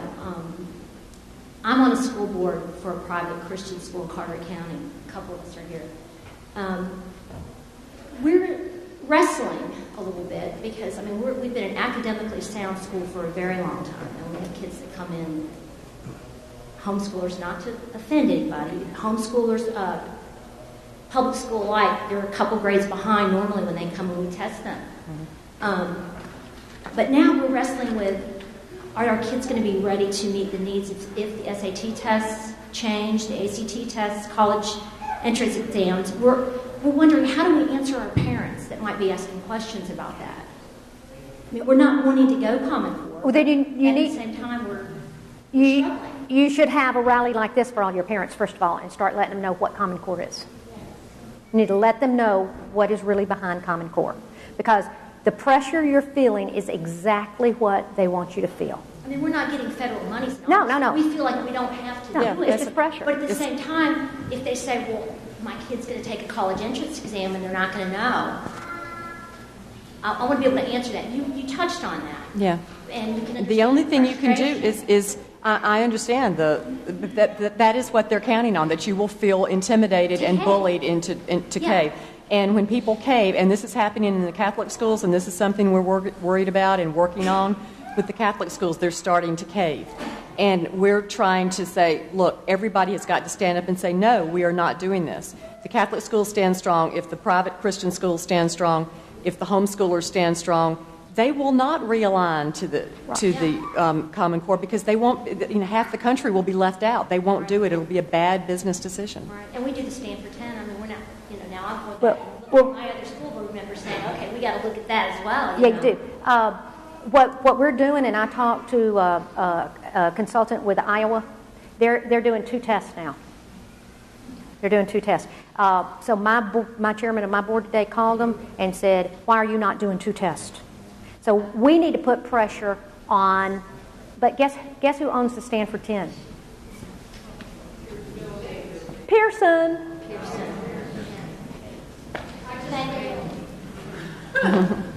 But Pearson even wants money. Yeah. I mean, it's bottom line. This question is for Chris.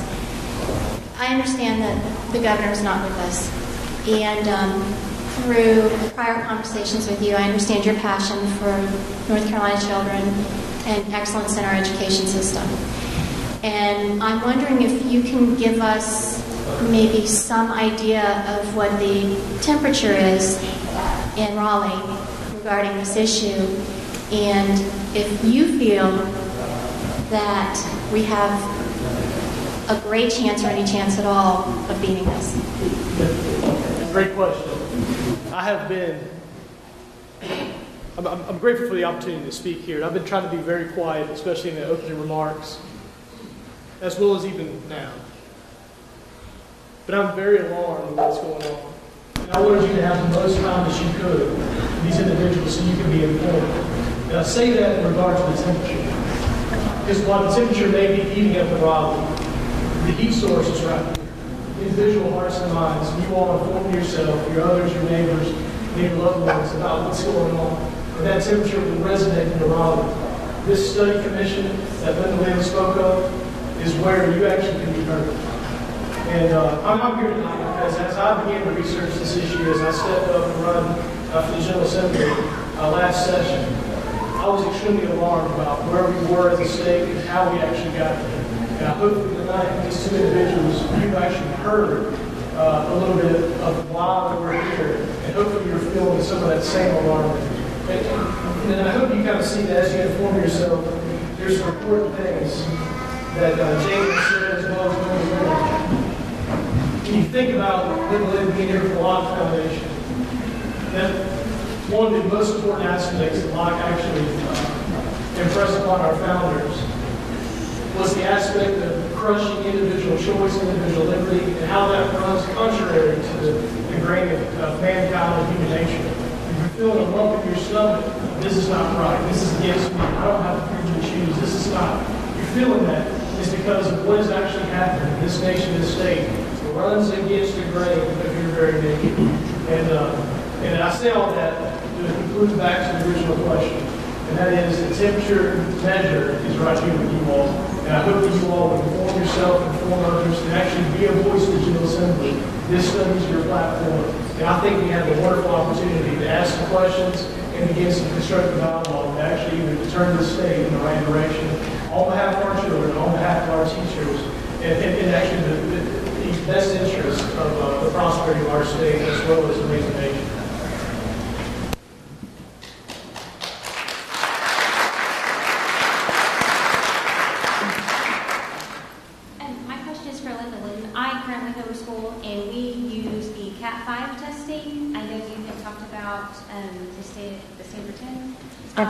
Where is that on Common Core, or do you know? I do not know.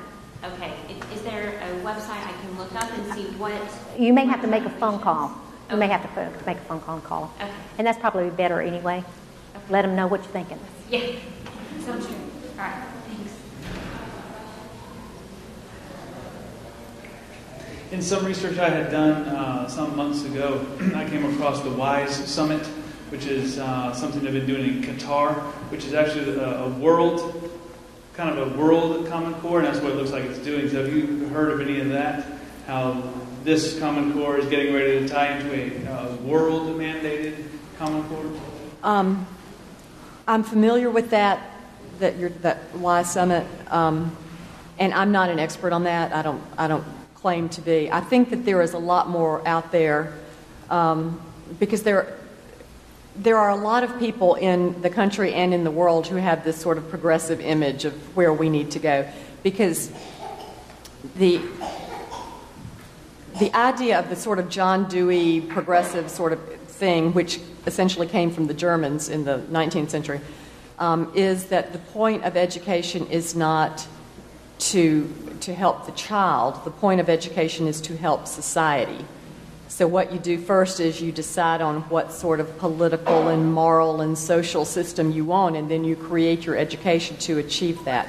And I think that impulse is very strong in other countries as well, and it's certainly very strong at UNESCO and places like that. And I am not getting into that, but it's something that it's something that is worth looking at. You're stumbling across things that are relevant. Yes. Hello. I just want to make a comment. At the voting booth last week, I was talking to one of the gentlemen who ran for city council, and he won. And I had never met the gentleman before, and I asked him, how did you vote for the school bond?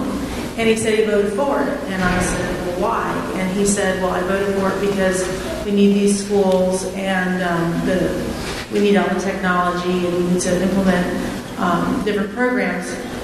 And I explained to him why I voted against it. And of course, it did not pass here in Onslow County. I think giving $75 million without any outcome, is not a good idea. But what was interesting to me, and I'm sharing this with you because he is our city councilman now, is he said he has 4 people in his family who are educators. And so he feels that he needs to vote for everything for the schools to support his family, which are teachers. He has 4 teachers in his family.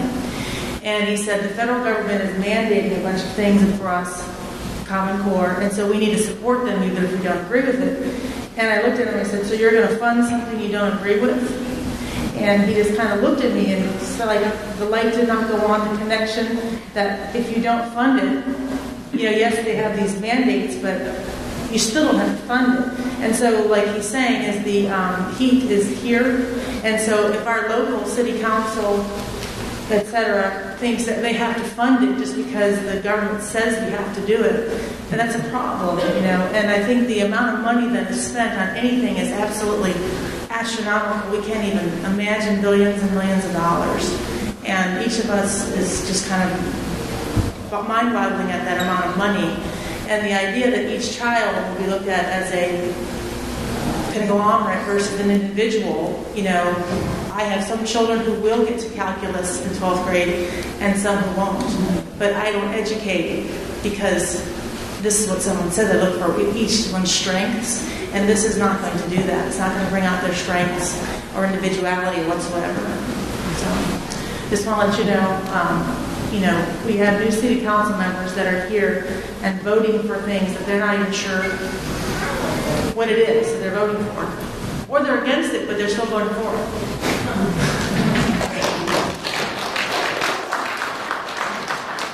I don't have so much a question but a statement. I'm a teacher for Camp Virginia. So it's almost like for us, we have nowhere to hide because the full implementation of Common Core is going to occur in 2016, 2017 in Dodge schools. At least here in Onslow County with the homeschoolers, and you've got a representative here, there can be a pushback against it and put pressure on the doggone legislature to eradicate this thing, get rid of it. Hopefully, if that were to happen, maybe DOD schools will take note and realize as well, hey, there's something here we really need to look at. So you'd really be helping out really your counterparts aboard Camp Virginia, the sons and daughters of Marines and sailors that serve here. The second thing is this. When the lady asked the question about the temperature in Raleigh, I don't think you really answered it directly. So what is really the temperature in Raleigh? What is the reception about this pushback from Common Core? represent? If you would answer that, please. Yeah, the direct answer was throughout the session, it was cold in regard to actually getting something passed in regard to any type of statute. But a lot of people were actually willing to punt by way of a study. So what you actually have was actually a study commissioned by the leadership in the Senate and the House to actually look at the issue. Now, studies can actually die, never happen, if public doesn't get involved. So the answer is, it was cold during the session, but it's been heating up as more individuals are more informed about what's going on in regard to what these ladies have shared. Is that more direct? More direct. More direct. Thank you. And let me say this, the piece in the budget is important. That was huge, that for us to purchase the Smarter Balance test, it's going to have to go through the whole General Assembly before our state will purchase it. That's big. I've got a couple of questions. First, I've heard that the money that the state has gotten for the whole Common Core thing, that it doesn't actually have to pay that back if it pulls out of implementing the Common Core, that there aren't essentially any real binding strings attached to any kind of funding or privileges associated with going into Common Core, that it's just bluster on the federal government's part. Is that true? We have looked at that question because that's what we get from every legislator in a state that got raised to the top money. That's the only thing they care about is, do we have to pay the money back? And our conclusion is probably not, almost certainly not. You don't have to pay it back. And I'm assuming that North Carolina has the same governing documents of their grant that Georgia did. I assume they're all the same governing documents. There's nothing in those documents that says you have to pay it back. Even if you had to pay it back, the Common Core was only a very small fraction of what you agreed to do to get this race to the top money. So if you had to pay anything back, it would be only that fraction. But the main reason I don't think you're going to have to pay it back is that Arne Duncan is, if he makes you pay it back, if he says, okay, fine, you can get out of Common Core, but you owe me $400 million. What he's saying is he's admitting that we've been right all along, that this is a federally controlled, dictated kind of thing. And I don't think politically he's not going to do that. So that to me is they're threatening, or they hope people will worry about that, but they're not going to do it. Another question that I had was, you mentioned the 3 statutes that Common Core breaks. Are there any kind of lawsuits going on right now in regards to those? No. The reason is those, and everybody, I always get this question, I really ought to put it on a slide. Why doesn't somebody sue over it and stop them from doing it? The reason is that the statutes do not have what's called a private right of action. They don't allow individual citizens or groups to sue to enforce them. They're there, but really we could get, if you can talk your state attorney general into filing a lawsuit. I don't know anything about your state attorney general. Apparently that's not considered a great idea. But an individual citizen can't do it, and we haven't been able to interest any attorney general or other state official. You know, a governor could file a lawsuit over it, but everybody who's currently in office is so intimidated they won't do it. All right, and the last question I have is about Common Core spreading to colleges. Whenever we hear about Common Core, it tends to be in the public education system up to 12th grade. I recently graduated last year from college, and Pearson, I've seen that name too much, it's sickening. I had a Spanish teacher from Mexico, obviously a native Spanish speaker, and we still had to use Pearson MyLab on the computer to learn Spanish to actually get grades. What is the Common Core plan for colleges, if any? I think that's what is part of what Gates is doing. He's spent almost $500 million now to try to redo colleges. And if you go out and look up, it was the Chronicle of Higher Education back in July, I believe. They did a whole series of articles about how the Gates Foundation is spending so much money to try to realign everything. So, yeah, the idea is that Common Core will take over everything from pre-K through college. Thank you. Question. Are there any plans in the works for early spring, when the General Assembly comes back in May, to get with the House and Senate members, maybe break it up in 2 or 3 different sessions to get them all to, if they are uninformed, because I've talked to numerous House and Senate members, including my own, they don't have all the knowledge. They've been told from the Common Core side information, but their citizens are trying to get them the information, and they don't know exactly what is true, what is partial truth. I was wondering if there's any things in the making here where we can get them together that first week of the General Assembly. I'm trying to actually get at what your question is that what you're asking is above and beyond the study committee. That's correct. Is that how do we inform all 171 elected officials, including the governor, about common That's right. Is that what the question is? Yeah, you might have to break it into 2 or 3 sessions during that first week, because you're going to have a short session, and I understand that from my House and Senate members.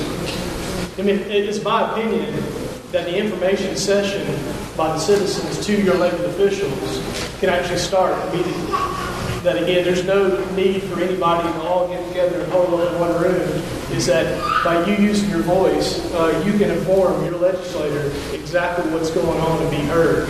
So again, I'm not trying to mute or to stuff what you're actually getting at, but between now and the short session, there's a lot that actually can go on. And then, of course, this study is brewing, which is supposed to have some intent by the end of the study, which will actually gear up and be ready for the short session. As you well as I know, is among the House members, they want all the information they can receive to make a good sound judgment on whether to vote for it or not vote for it. If we don't push it through this session, we may not get Common Core out of the state until later. Let me say this. You can take the 60 questions of Common Core. You can start with that. And also, guys, this is not, I mean, you may feel like you're in a sprint and, we want to get things done quickly. But trust me, we're in a marathon. We're not in a sprint. And so many times we overestimate what we can get done in the short term, but we underestimate what we can get done in the long term. And I also want to say this. As a citizen, I'm actually very upset about where we are. I think this question should have been asked way earlier, the whole 48-hour time frame. As a citizen, I'm very upset about the process. I understand that there's that sense of urgency that we've already kind of passed what everybody feels is the Rubicon, and that we always have to sprint, hurry up, and make rash and unprudent decisions. But I feel that same sense of urgency that all of you do. But I'll also like the second, what Lindalyn said, is that chop wood on this issue, inform each other, inform your elected officials, let your voice be heard, stay persistent, be engaged. I mean, I'm not trying to be a 6'5" cheerleader up here with you, but I understand the legislative process in a short time there. You all have to be a fire under the rear end of your elected official when you see any movement. And I encourage you to do so from a citizen standpoint as well as an elected official standpoint. Because a year and a half ago, I'm just a citizen, not an elected official, and I'm just as alarmed and upset about where we're going. Some decisions are going to have to be made this spring, whether DPI use the tests that were used last year or what we do. That's going to be up to our State Board of Education. You may want to get the list of them off the internet and talk to the State Board of Education. There's 11 members of them. And say, what test are you going to use? The citizens of North Carolina ought to be coming unglued with the test results that were released last Thursday from 2011, 2012. They were just released Thursday. Something's wrong. First and foremost, thank you guys so much for coming because we all need to hear this stuff. I come from a long line of educators. I'm a former public school teacher in Kinston. Now I homeschool. I've been homeschooling for many years now. And my mother was a teacher. We are all teachers in some capacity. First and foremost, I feel like that when I was teaching back then, say 10 years ago, the system was beginning to stifle my creativity. And it does that to teachers. So when we look at those test scores, we need to realize that it's not always the teachers, because just as the children have been dumped this onto, the teachers have as well. And so when we look at the public school systems, or even the Christian or private school, which I also came from, you have to really realize that a lot of times when we want to blame someone, we can't always blame the teachers. We We have to look deeper as what we're doing now. And that is why the heat that you're talking about is so important. Because if we're really for our children, we'll look beyond who the teacher is and see where all of this is coming from. It's a march, like you were saying, it's a marathon. It's going to take time. But along with that, many of us are here that are homeschoolers. We do not homeschool with Christian curriculum. I was a curriculum reviewer for the old Schoolhouse magazine. Many of you know about that if you're homeschoolers. And I did that for a couple of years. And I have reviewed Pearson. I've worked with Pearson too. I've reviewed a lot of Christian curriculum. My question is that what curriculum do you all know of that is now aligning with Common Core? There is a humongous list, but do you know of any specific curriculum other than Pearson? I tell you, or a list that you might know of? They're all kind of. I know there's one math textbook that has. If you click on it, Virginia uses it, and I can't think of the name of it right now. They have the Common Core and they have the non-Common Core. And I will tell you, this is what's going to be funny. And mark my word on this, okay? In a couple of years, I mean, if things don't really fall totally apart, if you've gone into Office Max lately and looked at the school supplies or Home Depot and looked at it, you'll see stuff aligned to Common Core that's already in there. You'll probably see magic markers aligned to Common Core before this is over. I mean, you know. Also, in Barnes & Nobles, we were going to check out the books.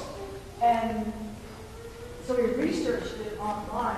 And I don't know how many of the children's books in Barnes & Nobles are lined up with Common Core. It's marketing. So they just figured, hey, they've already jumped in, we just will jump into it. So you have to be careful no matter what you're looking at. You know, research it and find out exactly where it's coming from. Because they're trying to change how your children think. And they'll do it as they're looking for our young children. And one thing that I would say about the testing, the fact that the kids did so much worse on it, what the Common Core proponents will say is that, oh, well, see, these are rigorous standards. It's requiring them to know more. The reason is that it's all weird. It's not harder, it's just weird. Like, to the people who are going to be speaking in Greensboro on Thursday, the two moms from Indiana, Heather Crossan and Erin Tuttle, they started the anti-Common Core movement in Indiana because Heather's daughter brought home a math test from their Catholic school that was aligned to Common Core, and the math test had a problem on it, and it said, Bridge A is 430 feet long. Bridge B is 410 feet long. Which bridge is longer? How do you know? And the how do you know is very important. You have to write everything out. Even if you're not really sure how to write yet, you have to write everything out. So the little girl writes, Bridge A is longer. I know because 430 is greater than 410. That was wrong.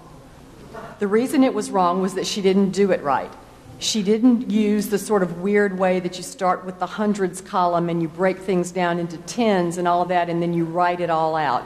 So it doesn't mean that the kids don't know how to work the math. It means that they messed up somehow on all of this scripted gobbledygook that they have to do. So when they say, oh, well, this just proves that the standards are rigorous, no, it doesn't. It means that everything is just different. And another thing is, and when parents can't help, if you can't help your child with this because you don't know what they're talking about, what does that make it look like in your child's eyes? Mom and dad are just sort of dumb. They don't know. You have to rely on the experts to know what, because mom and dad don't know. First of all, again, thank y'all for being here, and thank you for taking the time to answer my little question. I'm a military spouse. I'm beginning homeschooling. All my children are 5 and under. 5.5 and under, and I'm looking at curriculum, and I want to get the expensive private school curriculum, but I'm a military spouse, and that curriculum, it's accredited, so of course it's more expensive tuition-wise. So I'm looking at non-accredited curriculum, which certain family members of mine and friends of mine are telling me, oh, it's okay if it's unaccredited because the curriculum is good, and accreditation isn't necessarily important. But my concern is that I know that Common Core isn't technically going after homeschoolers yet. I know they're trying through the test, is what you're telling me, the college level test. If I stick with non-accredited curriculum through my teaching, from kindergarten all the way to 12th grade, and they want to get into college, and they're like, oh, well, none of this is technically accredited, even though my child is just as smart. Because I certainly don't want my child or any of my children to be those homeschoolers, that what if I have to put them in a public school and they're a little bit behind? I want them to be ahead as much as possible because I'm in charge of their education. What if, at the time of college, they're telling me everything I've done, it's nothing because it's not accredited to the Common Core standards. I don't know if that's a dilemma that I should be worrying about or, if it's even a concern. Well, I think you're absolutely right that they're going to try to do whatever they can to force you into this, and whether it, say, well, sorry, you weren't accredited and you weren't aligned to Common Core, and therefore it's all no good. I would say, and this is easy for me to say because I don't have little children, I would say that by the time your children get to be ready for college, one of two things will have happened. Either Common Core will have fallen apart, which is what I think is most likely to happen, or we will have really gone off the grid. There will be a whole nother system there that will, with colleges and that are willing to take your child, and because they recognize that your child has a better education than the Common Core kids do. So I would say keep doing what you're doing. Pick the best curriculum you can find that's not aligned with Common Core and just pray that it all works out. Thank you. This is going to be our last question over here. Well, this was not what I was going to say, but I just thought of a question. So what you're suggesting is that at some point in time in the future, if this continues, we will basically have 2 or more groups of people functioning in different ways in the world. Those that go to accredited schools, accredited colleges and universities, those that continue to go along with this mindset, and others that don't. I'm not a real good prognosticator. I admit that. But there's so much churning there, it's really hard to say whether that's going to... Because I really think that I think that before we get to the stage that we're having to set up an alternative system, it's going to fall apart. I really think it is. It was related to what I wanted to say anyway. I had heard about the test question that the lady from Indiana was going to share about on Thursday. We all know, I believe, in this room that 430 feet is longer than 410 feet. That's a fact. And that's an objective fact that can't be changed, whether all the educators in the world want to say that's wrong or not. So I think that we can talk about the quality of education. We can talk about the quality of doctors and lawyers that we're going to have in 20 years in this country or in the world. But the fact remains, the problem with Common Core and the problem with pretty much everything else that's going on in the world around us is we're exchanging the truth for a lie. And we knew that was going to happen, right? So I think we need to be very clear as to what's happening around us. So, thank you. Yeah, I think clearly you have not been trained in critical thinking. You're doing analytical thinking, which is that's the truth. It's getting quite late. We just want to thank everyone, and I see everyone's needs to go. It's 9:15, including. But before we go, Lindalyn showed her grandchildren by picture. I have my granddaughter that I would like to stand up and introduce. I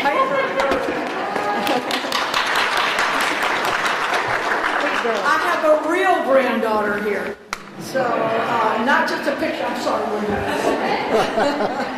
I had to one-up you. What we want you to do right now, and you've really stayed, and I so appreciate that, we have some cards. I would like you to please just put down, we want to do this again. We need them to come back again. We need Chris to come back again. We need to, like he said, we've got a fire going. We need to keep it going. So we want you to fill it out. Give me some ideas of where we're going. Did you like this presentation? What would you change and what we can do? So that is, and I just want to thank you so much, everyone, for being here. You overwhelmed us. We did not realize that there were going to be that many people. There must have been over 200 of you here. And praise Lord. And we're in his home. And we're just going to say that he's always in charge. And so we give him grace and thanks and for him. So good night to everyone. Please fill out the cards. We'll be passed out. And thank you so much. And go tell your friends.